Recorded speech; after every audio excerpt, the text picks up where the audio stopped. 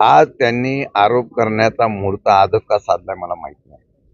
उद्या आदरणीय पवार साहेबांच्या उपस्थितीत महाविकास आघाडीचे उमेदवार म्हणून मी अर्ज दाखल करणार आहे.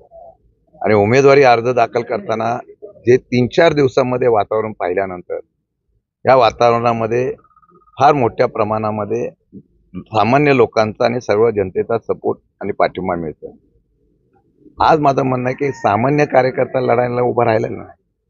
आणि जिल्ह्यामध्ये मी सांगितलं की साहेबांनी आणि महाविकास आघाडी निर्णय घेतला, मी लढतो.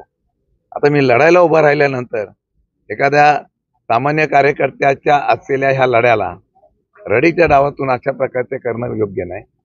मी आज पत्रकारांना सांगतो, आपण सगळेजण माझ्यावर या किंवा मी तुम्हाला पुरावे देतो. स्वतः जाऊन मार्केटमध्ये चौकशी करा आणि या चौकशीमध्ये जर तथ्य आढळलं तर मी फॉर्म सुद्धा भरणार.